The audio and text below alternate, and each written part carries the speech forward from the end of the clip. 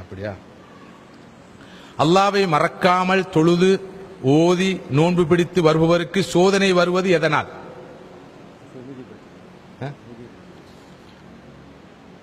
அது அடுத்த கேள்வி. சோதனை வருவது எதனால்?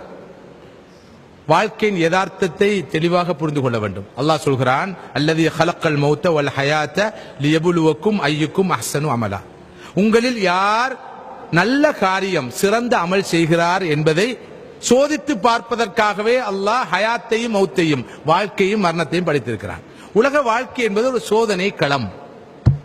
இந்த யதார்த்தத்தை மிக தெளிவாக புரிந்து கொள்ள வேண்டும். வாழ்க்கை என்பது சோதனை களம்.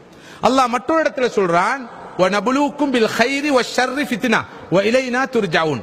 நாங்கள் உங்களை நன்மையை கொண்டும் சோதிப்போம், தீமையை கொண்டும் சோதிப்போம்.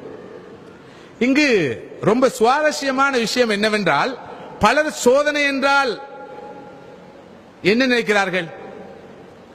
தொழில் இல்லையா சோதனை, வருமானம் குறைந்து விட்டதா சோதனை, குடும்பத்திலே யாராவது வஃபாத்தாகி விட்டார்களா சோதனை, வறுமை வந்து விடுகிறதா சோதனை.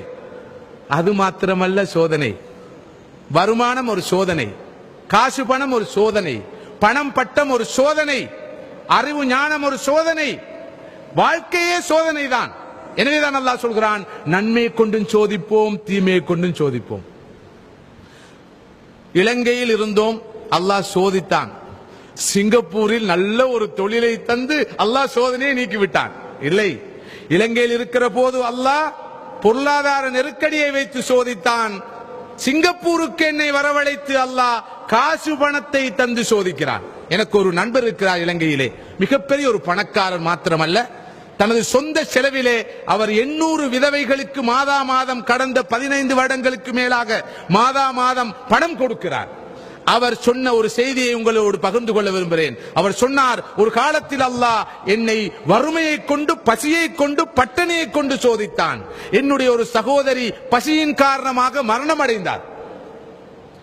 இப்போது அல்லாஹ் எனக்கு பணத்தை, செல்வத்தை, பொருளை தந்து சோதிக்கிறான். அன்று பசியால் பட்டினியால் அல்லாஹ் என்னை சோதித்ததை நான் உணர்ந்து கொண்டேன். இப்போது பணத்தால் அல்லாஹ் என்னை சோதிப்பதை என்னால் உணர முடியாமல் இருக்கிறது. ஆனால் உண்மையில் வறுமையால் சோதிப்பதை விட, பசி பட்டினியால் சோதிப்பதை விட அல்லாஹ் காசை, பொருளை, பதவியை, பட்டத்தை தந்து சோதிப்பதுதான் பயங்கரமான சோதனை என்று அவர் சொன்னார். இந்த சோதனையை நான் வெற்றி பெற வேண்டும் என்பதற்காகத்தான் இப்படியான காரியங்களில், பொது பணிகளில், சமூக பணிகளில், தீனுடைய பணிகளில் நான் ஈடுபடுகிறேன் என்று அவர் சொன்னார்.